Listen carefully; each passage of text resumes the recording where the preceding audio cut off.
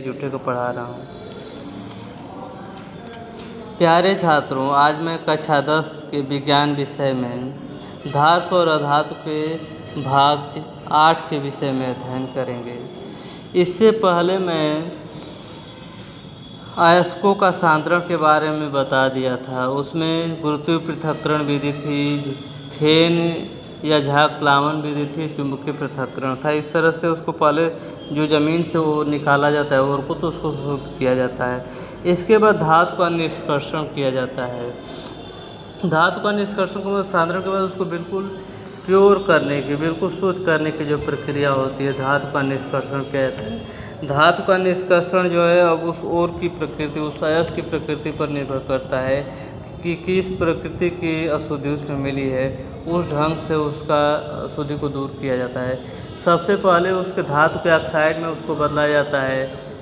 तो उसके लिए दो विधि होती है, एक निस्तापन होता है, एक भर्जन। निस्तापन वाले में जो अयस्क होता है उसमें कार्बोनेट की अशुद्धि या हाइड्रोक्साइड की अशुद्धि या ऑक्साइड की अशुद्धि, यानी जिसमें ऑक्सीजन पहले होता है, ऑक्सीजन पहले से प्रेजेंट होता है, उसको केवल वायु की अनुपस्थिति और वायु की बहुत सीमित मात्रा में गर्म कर देते हैं तो अयस्क जो होता है धातु के ऑक्साइड में बदल जाता है। धातु के ऑक्साइड में जब बदल जाता है तो उसमें कार्बन मिलाकर अपचयन किया जाता है, तो कार्बन डाइऑक्साइड के रूप में ऑक्सीजन निकल जाता है। इसके बाद जो थोड़ी बहुत अशुद्धि बचती है उसको लास्ट में रिफाइनिंग कर दिया जाता है, तो धातु बिल्कुल प्योर हो जाती है। तो निस्तापन और भर्जन जो प्रक्रिया होती है, सल्फाइड या क्लोराइड और होती है जिसमें ऑक्सीजन पहले से नहीं होती है, उसको वायु के प्रेजेंस में ऑक्सीजन से रिएक्शन कराएंगे और वायु के प्रेजेंस में जो है रिएक्शन कराई जाती है, तो धातु का ऑक्साइड प्राप्त होता है। फिर उसका अपचयन किया जाता है और लास्ट में रिफाइनिंग किया जाता है। तो धातु का निष्कर्षण क्या होगा? सांद्रित अयस्क से धातु प्राप्त करने की संपूर्ण क्रिया को धातु का निष्कर्षण कहते हैं। सांद्रण के पश्चात भी अयस्क में उपस्थित सभी अशुद्धियाँ पृथक नहीं हो पाती हैं। सांद्रित अयस्क से धातु का निष्कर्षण अयस्क में उपस्थित अशुद्धियों तथा उसकी प्रकृति पर निर्भर करता है। धातु निष्कर्षण में सामान्यतया प्रयुक्त होने वाले पद निम्नलिखित हैं। तो सबसे पहले उसको धातु के ऑक्साइड में चेंज करेंगे तो निस्तापन क्या होता है? निस्तापन को परीक्षा में पूछा भी जाता है।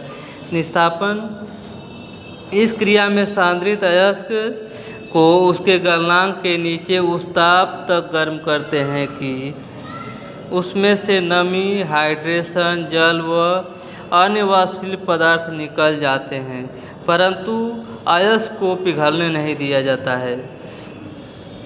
निस्तापन प्रक्रम के फलस्वरूप अयस्क शुष्क तथा छिद्रमय हो जाता है। प्रायः कार्बोनेट, ऑक्साइड तथा हाइड्रोक्साइड अयस्कों का निस्तापन किया जाता है।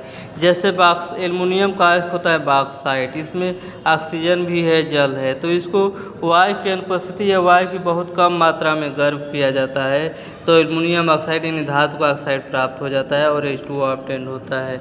इसके बाद इसको अपचयन कराया जाता है, तो धातु ऑब्टेन होती है, उसमें जो अशुद्धि रह जाती है उसको लास्ट में उसका रिफाइनिंग किया जाता है। लिमोनाइट जो कि आयरन का ओर है, Fe2 3×3H2, इसको निस्तापन करने के लिए इसको गर्म करेंगे, Fe2 तो Fe2O3 + 3H2 प्राप्त हो जाएगा और धातु का निस्तापन हो जाएगा।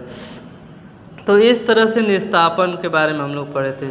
इसके बाद भर्जन होता है जिसमें क्लोराइड और सल्फाइड की अशुद्धियाँ आएंगी, उसको दूर करने के लिए मैं अगले लेक्चर में पढ़ाऊँगा। तब तक इतना ही पढ़िए।